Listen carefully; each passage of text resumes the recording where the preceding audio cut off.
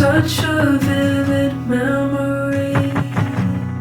Made another grave mistake here in my planning. Basically, I just try to go out and shoot when the sun is actually out right now, while it's raining here in Seattle. And it seems that a lot of other people that live in Seattle also come out when the sun is out, which means that filming a video like this is going to prove pretty difficult. But in today's video, besides me complaining about my ill planning, we're going to talk about the X-E5. And that is because about 3 months ago, I made a first impressions video where I was highly critical. The experience so far hasn't been great of this camera. I still am critical and still have my concerns about some of the design choices, but over the last 3 months, I've been utilizing it more, shooting with it more, and giving it a more thorough, well, testing, if you will. Trying it out for its strengths rather than evaluating it for its weaknesses. My frustrations became less and less, and my appreciation grew more and more. And I think overall, I was wrong about this camera to begin with. And I think that it is a solid platform. More stuff we'll talk about in the video. I wish you were like father of the bride. I wish you learned to roll your eyes at me when I do something you don't like. Why not do it just to spite you?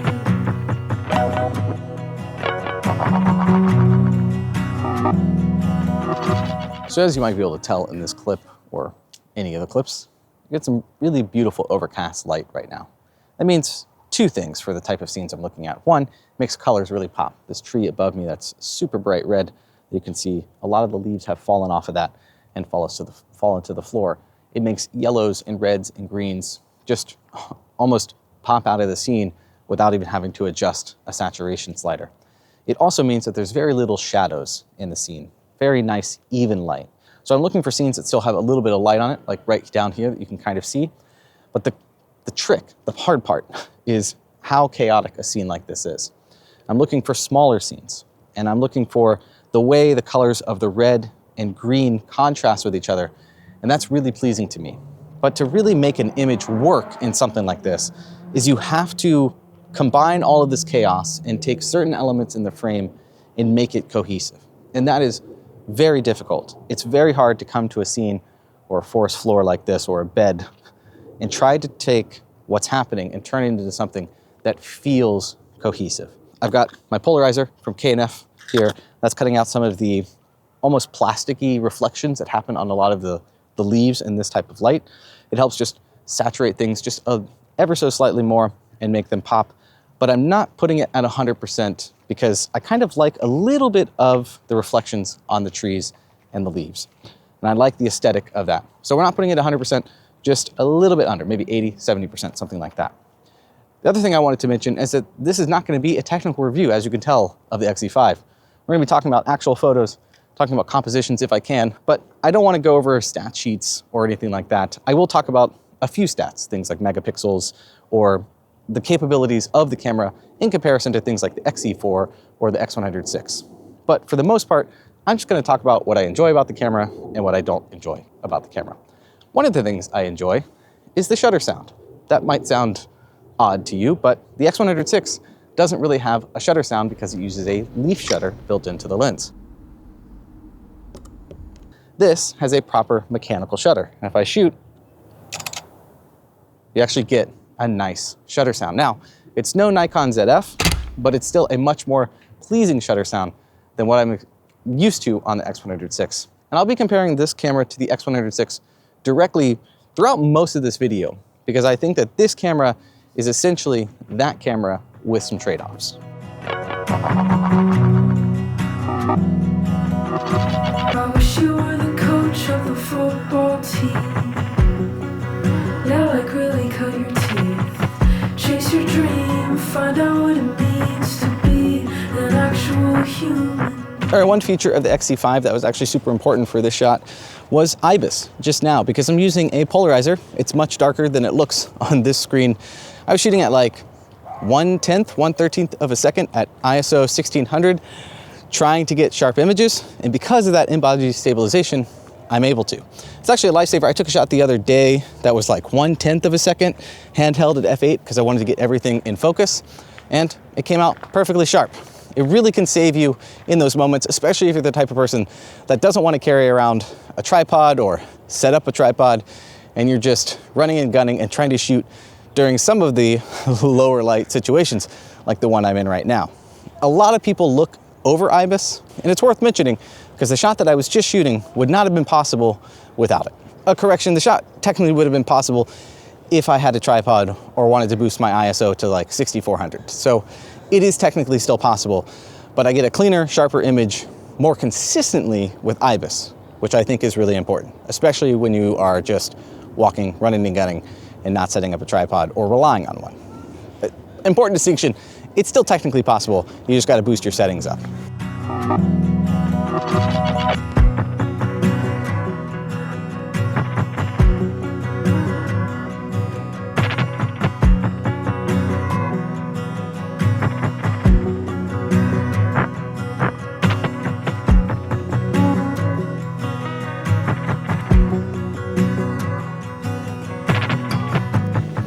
So it might not appear like it, but we are almost out of light. So I'm gonna have to come back tomorrow.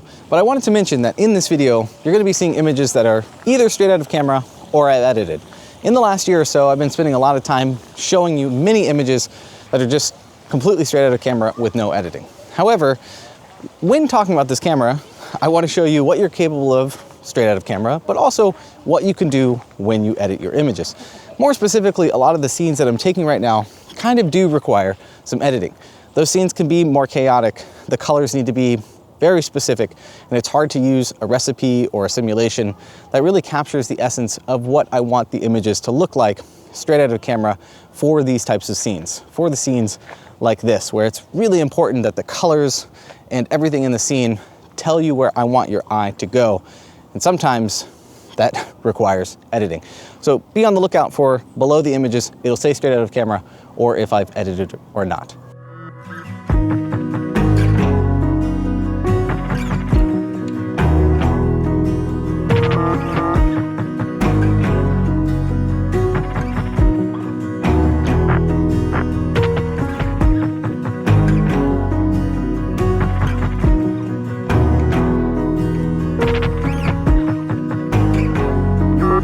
Okay, here we go.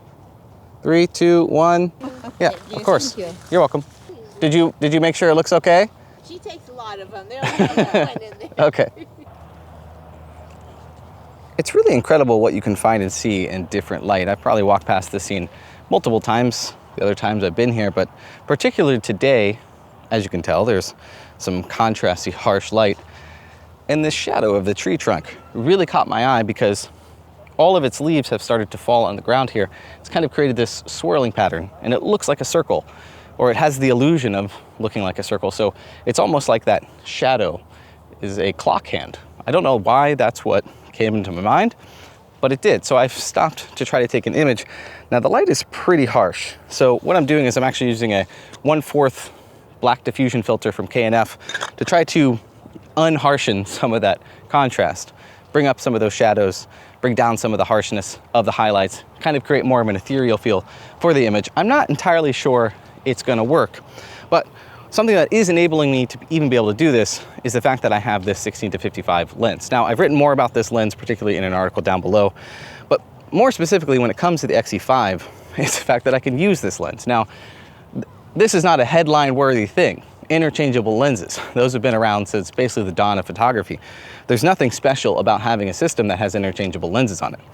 But what is special about the X-E5 is that it can have interchangeable lenses, but when it's combined with that 23mm pancake lens that came out with the X-E5 as a kit lens, it basically handles, feels, and has the weight of the X100VI.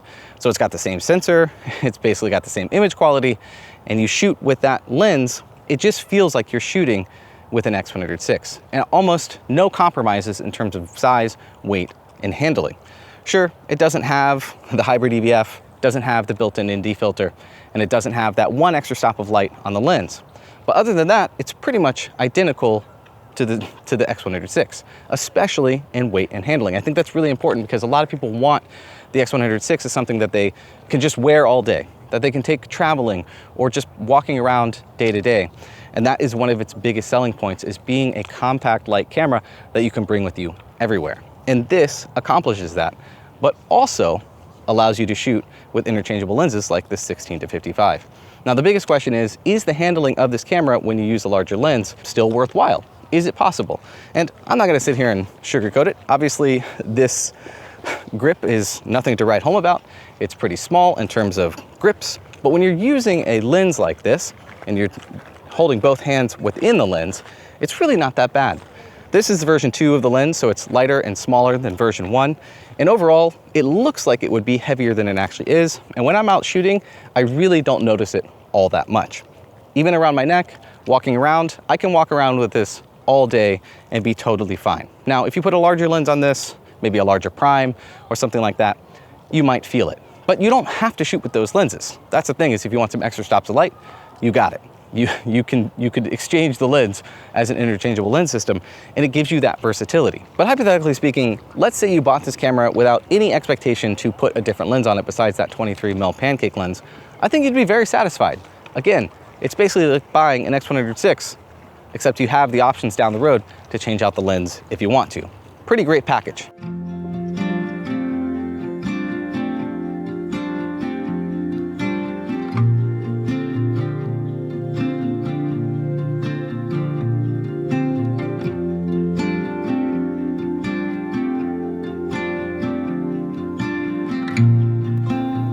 This is probably one of my favorite scenes that I found at the gardens for sunset. We're a bit too early right now. I mean, it's only 2:20. Sun is gonna start setting in about an hour. But even right now, what's really nice is that there's this very thin layer of clouds, almost like a diffusion filter on the sun. So a lot of the light is not necessarily as harsh as it normally would be if it was just direct. But this scene particularly takes a lot of delicacy, because you could just walk up and just shoot the scene straight on. But when it comes to a scene like this, it's really important to make sure that the layers of the different tree trunks in the scene are layered properly. But what happens is just little bits of stepping, this much, or this much, or this much, or zooming in and out, can completely change the layers in the scene. So what I'm trying to do is put together something cohesive where each little tree trunk that's coming through the scene is not overlapping each other in a distracting way. Plus, the top of the frame is really important. So where the tree trunks exit the frame up at the top, and where it kind of finalizes the image on the left and right. I'm paying less attention to the bottom, which thankfully is because it's in shadow, and it's kind of what you need, that darkness to contrast with the brightness that's at the top of the frame. The hard part about this is that basically the way I want to shoot is right here. It's going to change exposure. Right behind it, it's super bright. So that issue means that the brightest part of the image is going to be some blown out part of the sky. And trying to make that work can be difficult. But there's so many compositional elements in this scene that I really love, so I'm trying to make it work. I've got a diffusion filter on to make some of that, bright highlights just be blown out and kind of create more atmosphere, more of an ethereal look in the image. Don't necessarily know if it's going to work, but there's so much about this image that I really love that I think it's going to be good regardless. Let me know what you think in the comments. This is going to be one where I have to edit the image. I love using recipes, which we'll talk about, but this is definitely an image that requires an edit.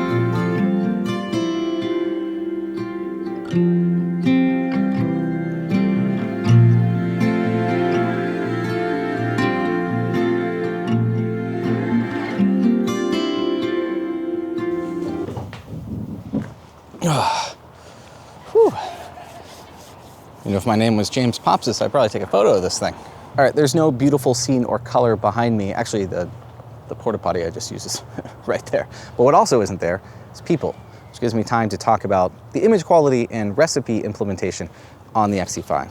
Image quality, I'm not gonna talk about it very much. It's identical to something like the X-E5, the X100VI. Same sensor, same processor, all of that stuff. You could basically take side-by-side images and never be able to tell the difference about what camera was taken on. Actually, come to think of it, this is basically just an X-T5 in a different body with a worse EVF and LCD and a few other stat things. We'll talk about that at the end of the video.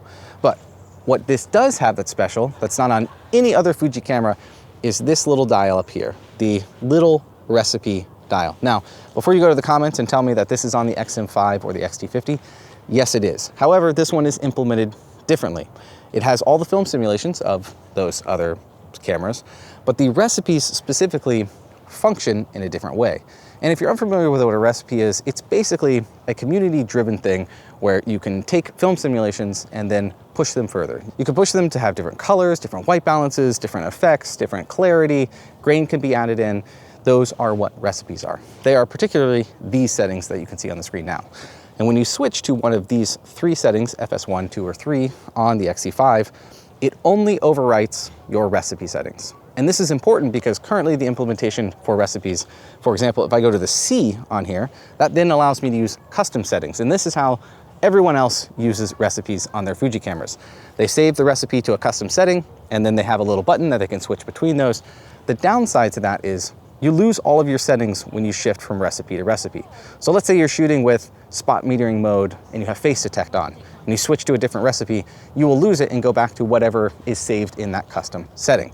Slightly annoying. It's one of those things when I switch recipes, I have to go back in, switch my value to metering or whatever the setting may be so that I can keep shooting in that moment. And then if I leave that recipe, it's gone. I have to do it again when I go back.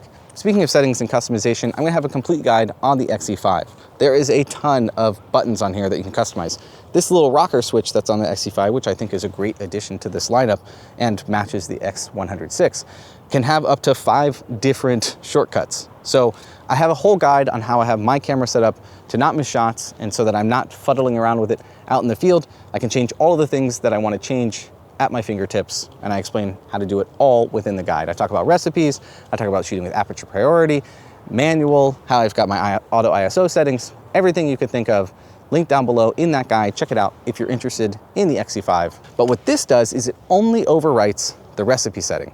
That means it won't overwrite things like your metering mode, what focus point you're using, anything of that nature.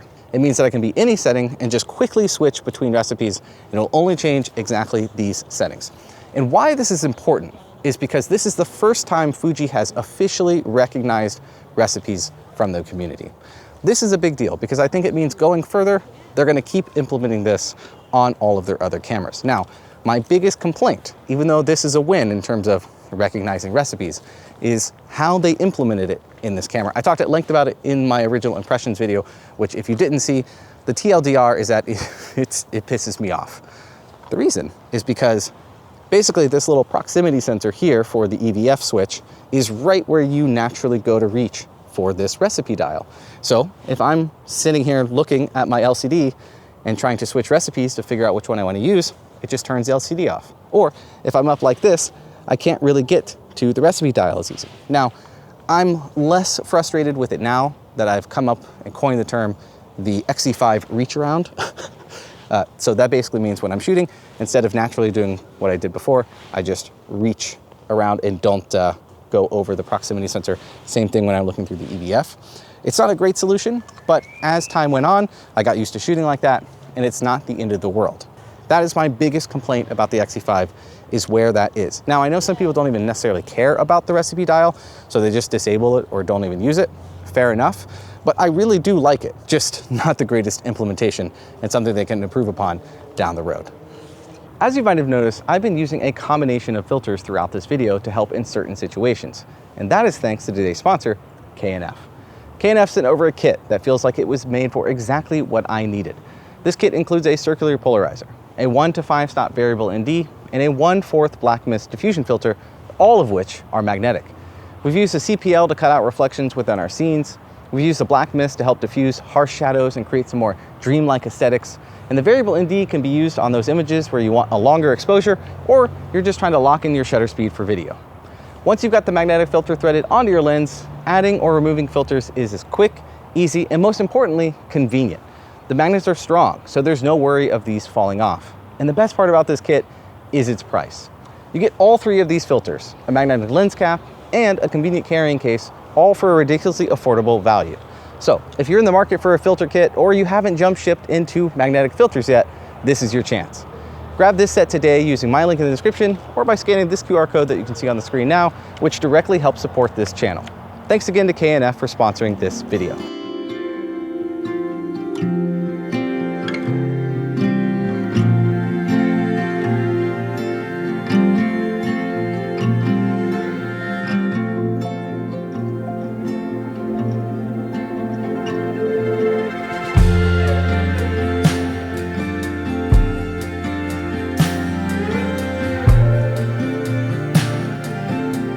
All right, so after 3 months of using the X-E5, how do I feel about it? I think overall, this is a fantastic camera in this package. Obviously, I'm still critical of design flaws like this recipe dial being where it's located. I wish the play button was down here like it is on the X100VI. But for the most part, after using it and especially putting its strengths to use by putting this interchangeable lens on it, this camera has really come alive for me in terms of its versatility. Now, you could compare this to other cameras in Fuji's line, like the X-T50, the X-T5, but I think that this is a direct comparison to the X100VI. If you're looking for something with a bit more of a grip, a bit more substantial, things like weather sealing, I would just get an X-T5. It's basically gonna be exactly what this camera is with a better LCD and EVF and a slightly bigger package. But if you're in the market for something like the X100VI, I think that this is a clear winner, specifically with that 23mm kit lens. If you gave me the option between the X100VI, which Sophia and I still own, and this, both of us would pick this every day of the week. And if we didn't own the X100VI and didn't own this and got to try them out, we would both pick this. What you lose from going from the X100VI to the X-E5, things like the 4-stop ND, that 1 extra stop of light on the lens, a leaf shutter, or the hybrid EVF, an optical viewfinder, and more importantly, probably the weather sealing, you gain in things like IBIS and specifically the ability to change out the lenses. But you don't lose what I think is the essence of the X100VI, which is that really aesthetically pleasing compact package that you can just walk around with all day, throw it in your purse, throw it in a small case, whatever it may be, you also get with this package. And I think that that's what's most important, is that you have basically an X100VI, minus the few things that I said, but you also have an X-T5 when you want to attach different lenses to it. That is this greatest strength for the X-E5. Now, when it comes to cost, everything is about value. Camera prices have gone up in this past year, but something that was the biggest criticism of the X-E5 was how much more expensive it was compared to the X-E4. But something I want to bring up about the X-E4 is I think they're different cameras. I think the X-E4 was made as an entry-level camera. This is not made as an entry-level camera. This is basically made as an X100VI. And it's got extra dials, it's better built, it's got more features. But more importantly, something to note about cost is that if you went right now and tried to buy an X-E4 used, 4 years old, it is now $200 more currently than it was when it released. And I think that's something that you have to really keep in mind when you're looking at prices. No, this is not the price the X-E4 released at. I think an X-T50 is a great option. I think the X-E5 is a great option. I think that those are different cameras potentially for your needs. Maybe you're trying to shoot more video, then you might want to go with the XS line. But specifically, if you're looking at the X100VI or the X-E5, I think that this is the clear winner, in my opinion. It's the camera that I would choose because I get the best of both worlds. Anyways, I hope you enjoyed this video. I hope it was educational in multiple ways, maybe talking about this camera, maybe some of the shots that I was shooting. And if you really enjoyed it, consider liking the video, but only subscribe if you really like me as a content creator or the content that I'm creating. I'll see you on the next one. There's gotta be a random out there somewhere. We just gotta go find them. Later. This is a dead end.